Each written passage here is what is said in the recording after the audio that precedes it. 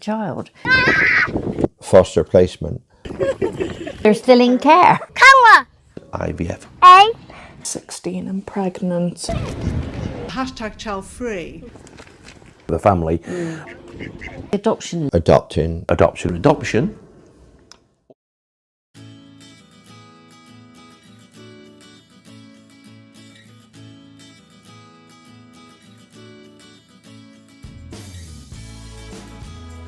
Women's lives have changed massively over the last 100 years.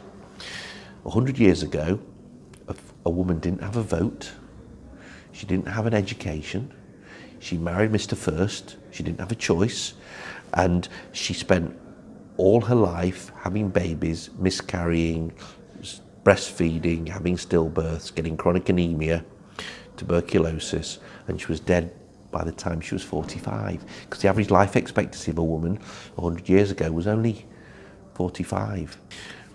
But then women learned how to control their fertility.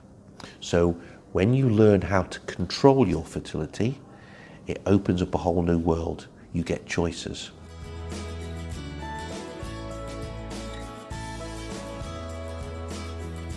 There is a growing movement of people choosing to live child-free. Could less women wanting children be the reason behind adoption rates falling? With the introductions of things like the pill and terminations of pregnancies, women have more choices now, women have careers, and I think that does see a delay. A survey conducted by the Huffington Post and YouGov asked 124 women why they don't want children. 64% said they preferred their current lifestyle, while 9% prioritised their career. I asked young women the same question to see what they had to say. Possibly, but I'm probably going to wait about 10 or 15 years to just see what how like climate change has panned out, and if like it's fair to bring children into the world if they're not going to live a very healthy life because of all the pollution.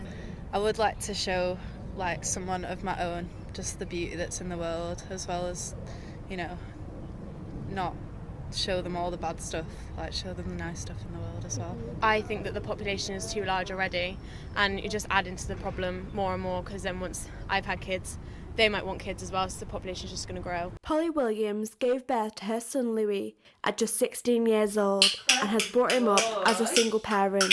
Despite how accepting society has become in many ways, Polly has felt discriminated against in the past.